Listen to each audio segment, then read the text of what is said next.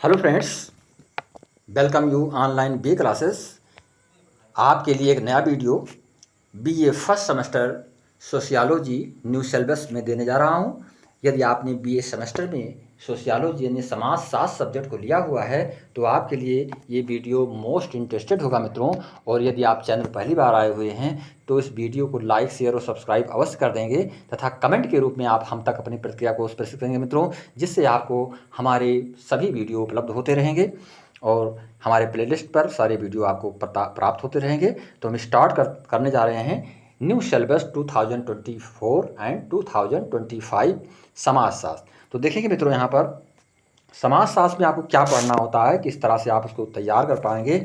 जब तक हम सिलेबस नहीं क्लियर कर पाते हैं तब तक हमारा क्वेश्चंस और हमारे एग्ज़ाम की तैयारी नहीं हो पाती है। तो देखेंगे मित्रों, जो आपका सिलेबस होगा ये 75 मार्क्स आपको लिखित रूप में प्राप्त करने होंगे और 25 मार्क्स आपको ट्यूटोरियल टेस्ट के रूप में कॉलेज या यूनिवर्सिटी से प्रदान किए जाएंगे। तो दोनों ही मार्क्स आपको गेन करने होते हैं, तभी आप 100 मार्क्स के पूरी तरह से अधिकारी बन पाते हैं। तो देखेंगे मित्रों, जो आपका ये पेपर होगा, टाइटल्ड पेपर जो आपका होगा introduction to basic concept of sociology, यानी कि जो आपका पेपर होगा समाजशास्त्र का मित्रों, वो यूनिट फर्स्ट में यानी पेपर के रूप में आपको जाना जाता है, उसको हम कहते हैं समाजशास्त्र की बुनियादी अवधारणाओं का परिचय। यानी समाजशास्त्र की बुनियादी अवधारणाओं का परिचय आपको पढ़ना होगा इस पेपर के अंतर्गत मित्रों। इंट्रोडक्शन टू बेसिक कॉन्सेप्ट, यानी बेसिक कॉन्सेप्ट का मतलब होता है बुनियादी अवधारणा के विषय में मित्रों जानकारी आपको लेनी होगी। आप सोशियोलॉजी यानी समाजशास्त्र की बुनियादी अवधारणाओं का परिचय आपको मिलेगा, इंट्रोडक्शन मिलेगा आपको इस सब्जेक्ट में, जो कि इंटाइटल्ड होगा मित्रों introduction to basic concept of sociology. ये इसी के अंतर्गत आपको पढ़ना होगा।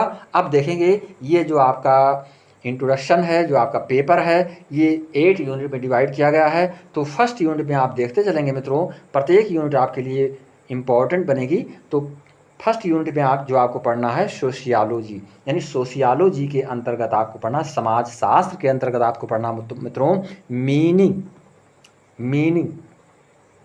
यानी कि समाजशास्त्र की मीनिंग क्या होती है, समाजशास्त्र का अर्थ आपको जानना होगा मित्रों। नेचर, यानी समाजशास्त्र की प्रकृति के विषय में आपको जानना होगा। स्कोप ऑफ सोशियोलॉजी, यानी स्कोप ऑफ सोशियोलॉजी, यानी कि सोशियोलॉजी का जो समाजशास्त्र है उस समाजशास्त्र का दायरा क्या है, उसका कहाँ किस दायरा तक वो जाता है, उसकी जो है सर्किल क्या है। तो स्कोप ऑफ सोशियोलॉजी आपको पढ़ना होता है मित्रों। सोशियोलॉजी एंड कॉमन साइंस, ये आपको विशेष रूप से इंटरेस्टेड मिलेगा मित्रों। समाजशास्त्र और सामान्य विज्ञान, यानी समाजशास्त्र और सामान्य विज्ञान का क्या संबंध होता है, इसके विषय में आपको पढ़ना होगा। Sociology as a science, sociology as a science, समाजशास्त्र जो है एक विज्ञान के रूप में, यानी विज्ञान के रूप में समाजशास्त्र, इसके बारे में आपको इसमें अध्ययन करना होगा। ह्यूमनिस्टिक ओरिएंटेशन, यानी ह्यूमनिस्टिक ओरिएंटेशंस के विषय में इसमें बताया जाएगा। ये समाजशास्त्र में मानवतावादी अभिविन्यास जो हुआ है, यानी समाजशास्त्र में जो मानवतावादी अभिविन्यास पाया जाता है, यानी मानव से संबंधित जो बातें पाई जाती हैं, इसी को ह्यूमनिस्टिक्स ओरिएंटेशन कहते हैं मित्रों। तो समाजशास्त्र में मानवतावादी अभिन्यास के विषय में इसमें पढ़ना होगा मित्रों। इन सोशियोलॉजी, यानी समाजशास्त्र में history and emergence of sociology in India, यानी भारत में समाजशास्त्र का इतिहास और उद्भव, यानी इसके विषय में आपको पढ़ना होगा मित्रों कि भारत में समाजशास्त्र का इतिहास क्या रहा है और उसका उद्भव क्या हुआ, कब से माना जा रहा है, कब से इसको जाना जा रहा है। तो ये सारे पॉइंट्स आपको पढ़ने होते हैं यूनिट फर्स्ट में, जिससे कि आपको लॉन्ग आंसर टाइप क्वेश्चन भी मिलेंगे, इसमें शॉर्ट आंसर टाइप भी क्वेश्चन मिलेंगे, very short answer type questions भी आपको प्राप्त होंगे मित्रों इस यूनिट से। और मल्टीपल चॉइस क्वेश्चंस जो अदर तमाम सारी यूनिवर्सिटियों में पूछे जाते हैं, तो सारे ही पॉइंट्स आपको क्वेश्चंस के रूप में इसमें मिलेंगे। प्रत्येक यूनिट आपके लिए इम्पॉर्टेंट है। अब हम आपको यूनिट सेकंड की ओर ले चल रहे हैं। तो यूनिट सेकंड देखेंगे मित्रों, यूनिट सेकंड में क्या क्या आपको पढ़ना है, तो देखते चलेंगे, समझते चलेंगे। Sociology and other social science, sciences, यानी सोशियोलॉजी, समाजशास्त्र और अन्य सामाजिक विज्ञान, इसके विषय में आपको पढ़ना होगा मित्रों। यानी कि एंथ्रोपोलॉजी, इसको क्या कहते हैं? एंथ्रोपोलॉजी यानी मानव विज्ञान। एंथ्रोपोलॉजी को हिंदी में कहते हैं मित्रों मानव विज्ञान। तो ये हमको पढ़ना होगा कि समाजशास्त्र और अन्य सामाजिक विज्ञान क्या हैं इसमें, और उसके पश्चात मानव विज्ञान के विषय में economics, history, psychology, political science, इसमें आपको इसी के अंतर्गत मित्रों पढ़ना होता है अर्थशास्त्र, इतिहास, मनोविज्ञान और राजनीति विज्ञान का भी अध्ययन इसके अंतर्गत हम करते हैं, क्योंकि समाज इन सारे विज्ञानों से जुड़ा हुआ है। तो प्रत्येक ही विज्ञान को हमको प्रकाश में लेना होता है, उसको जानकारी उसके बारे में लेनी होती है।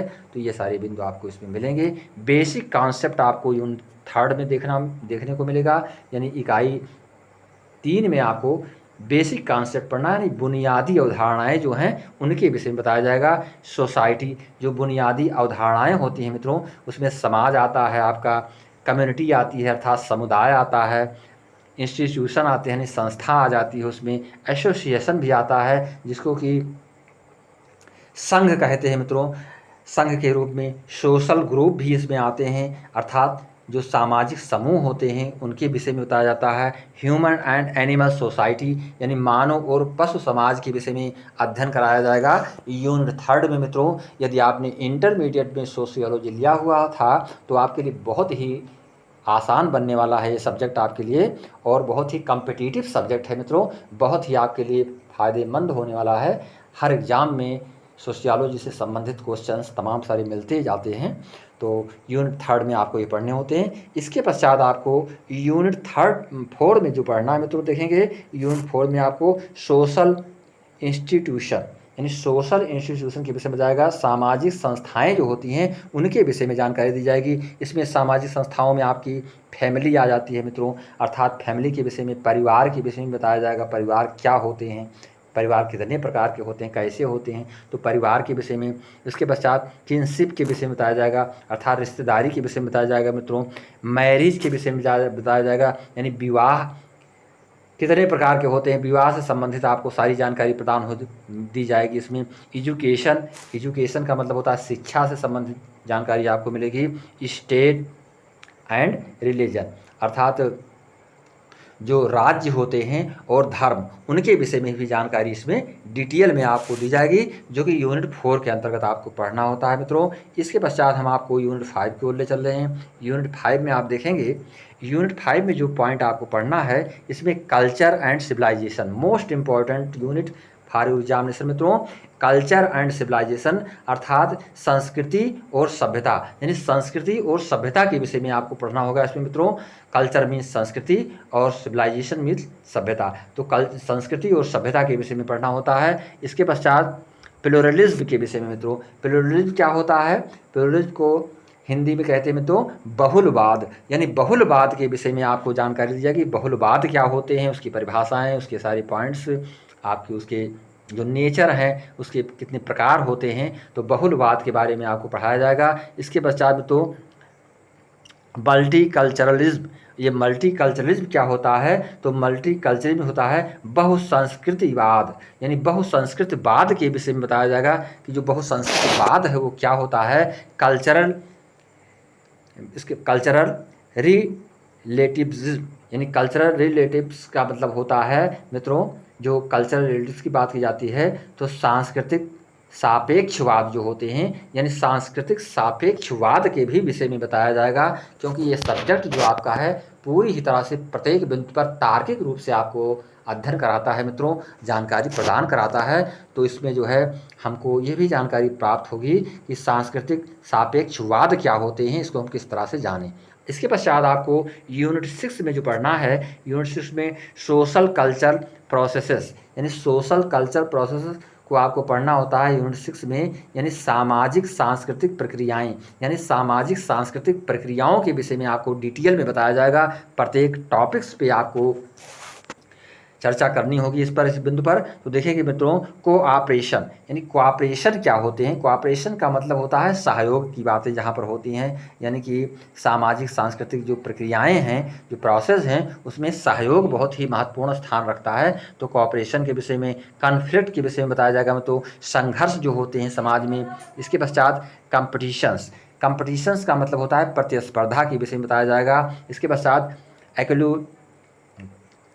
एक्लचरेशन यानी एक्यूलेशन मतलब संस्कृतिकरण जो होता है मित्रों, उसको संस्कृतिकरण के रूप में जानते हैं। संस्कृतिकरण के विषय में बताया जाएगा, यानी एक कल्चरेशन के विषय में। इसके पश्चात मित्रों असिमिलेशंस के विषय में बताया जाएगा, यानी आत्मसाकरण यानी कि संस्कृतिकरण। उसके पश्चात जो है आपको पढ़ना होगा आत्मसात्करण के विषय में, यानी आत्मसात्करण के विषय में एंड इंटीग्रेशन के विषय में। और इसके पश्चात आत्मसात्करण और एक एक चीज़ें होती हैं, यानी एकीकरण क्या होते हैं। इंटीग्रेशन का मतलब होता है एकीकरण। तो एकीकरण के विषय में आपको डिटेल में समझाया जाएगा। प्रत्येक ही पॉइंट पर आपको क्वेश्चंस मिलेंगे और पूरी ही तरह से आपको तैयारी करनी है। तो हम आपको यूनिट 7 की ओर ले चल रहे हैं। यूनिट 7 में आपको क्या क्या पढ़ना है मित्रों, देखते चलेंगे। पूरी ही सतर्कता से आप देखेंगे इस वीडियो को। तो यूनिट 7 में आपको पढ़ना है सोशल स्ट्रक्चर, यानी कि सामाजिक ढांचा, सामाजिक संरचना जो है उसके विषय में डिटेल में बताया जाएगा। स्टेट एंड रोल यानी स्थिति और भूमिका के विषय में बताया जाएगा। फिर नॉर्म्स के विषय में बताया जाएगा। मानदंड जो होते हैं, नॉर्म्स का मतलब होता है मित्रों मानदंड। इसके पश्चात फॉक बेस का मतलब होता है मित्रों लोक रीतियाँ। जो फॉक मीन्स पीपल होते हैं मित्रों, तो फॉक बेस का मतलब जो लोक रीतियाँ होती हैं उनके विषय में। एंड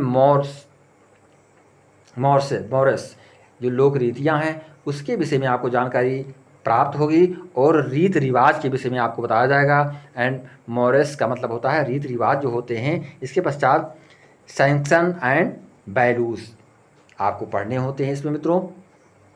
रीत रिवाज और स्वीकृतियाँ और मूल्य, उनकी स्वीकृतियाँ क्या हैं समाज में, उनकी मान्यताएं क्या हैं, सैंक्शन एंड वैल्यूज़ क्या है, महत्व क्या है, इसके विषय में आपको बताया जाएगा, जो कि यूनिट 7 के अंतर्गत होता है। लास्ट यूनिट जो आपकी मित्रों है, लास्ट यूनिट आपको यूनिट 8 पढ़नी होती है। ये भी आपके लिए मोस्ट इम्पॉर्टेंट यूनिट बन रही है, आपके लिए बहुत ही इम्पॉर्टेंट इकाई के रूप में आपके सामने होगी। तो इसमें पढ़ना है आपको सोशल स्ट्रेटिफिकेशन, यानी सोशल स्ट्रेटिफिकेशन इसको कहते हैं सामाजिक स्तरीकरण होता है। जो सामाजिक स्तरीकरण स्टैंडर्ड्स जो होते हैं, सामाजिक जो स्तर होते हैं उसके विषय में बताया जाएगा मित्रों। सोशल स्ट्रेटिफिकेशंस अर्थात सामाजिक स्तरीकरण के विषय में जानकारी मिलेगी। इसकी मीनिंग आपको जानना है कि समाज शास्त्र के रूप में, यानी समाज शास्त्र विज्ञान में इसकी मीनिंग क्या है, इसका मतलब क्या होता है। यानी सामाजिक स्तरीकरण का अर्थ आपको जानना होगा, फॉर्म्स जानना होगा, उसका रूप जानना होगा,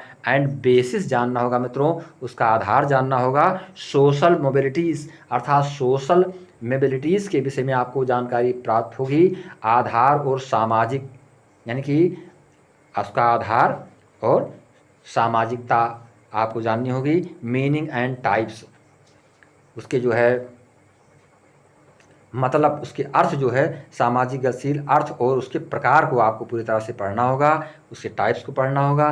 तो ये यूनिट 8 के अंतर्गत आपको अध्ययन करने होंगे।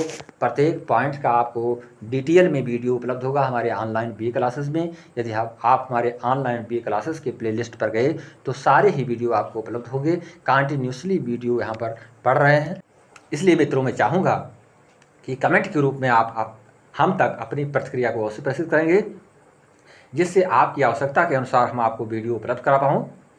इसी के साथ नमस्कार, जय हिंद, जय